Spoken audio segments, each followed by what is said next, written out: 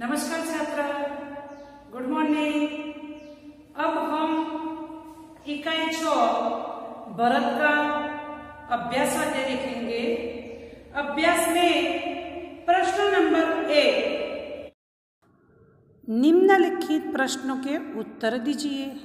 1, इस एकांकी के आधार पर बालक सर्वदमन की विशेषताओं का वर्णन कीजिए।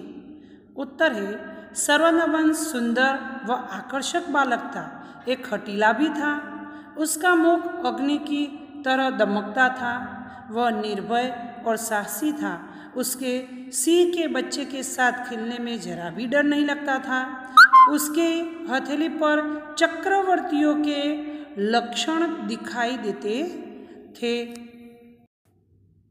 इसी प्रकार सर्वदमन के बारे में हमें जो वर्णन किताब में है वही आपको हिंदी की कॉपी में सुंदर अक्षरों में लिखना है।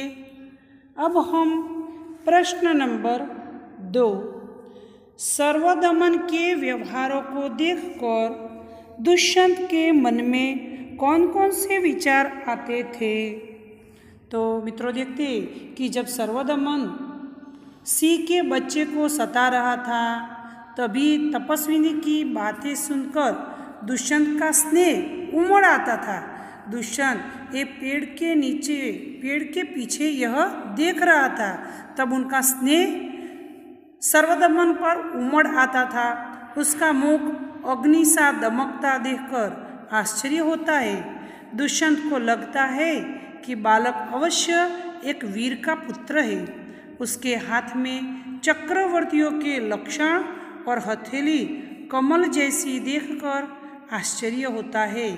ऐसे अनेक विचार दुष्यंत राजा के मन में उमड़ आते थे।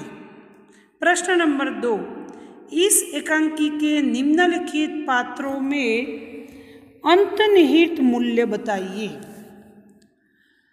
तो परिचय बताना है। दुष्यंत, तो राजा दुष्यंत सर्वदमन को सिंह के बच्चे के साथ खेलते देखकर स्नेह उमड़ता है। वह सोचते हैं कि यह उनका ही पुत्र होता तो कितना अच्छा होता।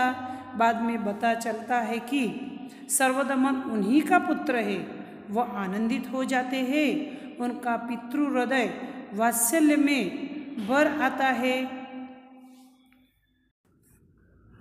दूसरा, सर्वदमन, तो सर्वदमन एक तेजस्वी बालक है।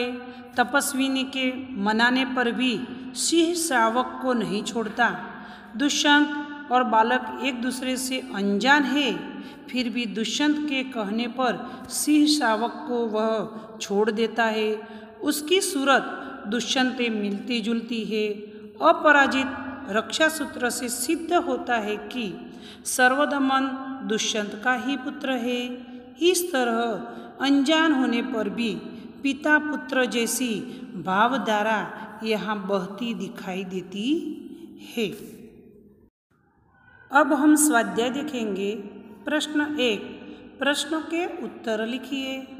1, ऋषियों ने बालक का नाम सर्वदमन क्यों रखा है। तो बालक निडर होकर वन के पशुओं के बच्चों के साथ खेलता था। बालक उन्हें सताता भी था, इसीलिए ऋषियों ने बालक का नाम सर्वदमन रखा था।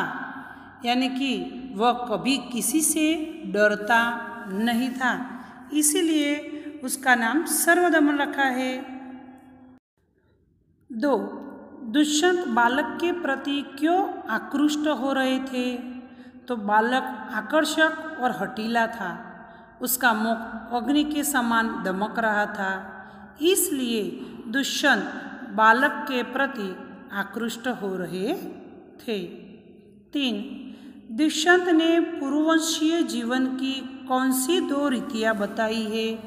तो छात्र, हमने देखा था कि दुष्यंत ने पूर्ववंशीय जीवन की 2 रीतियाँ बताई कि युवा अवस्था में वे महलों में रहकर भी पृथ्वी की रक्षा और पालन करते हैं, और वृद्धावस्था आने पर तपस्वियों के आश्रम में वृक्षों के नीचे कुटी बनाकर वहाँ आश्रम में रहते हैं।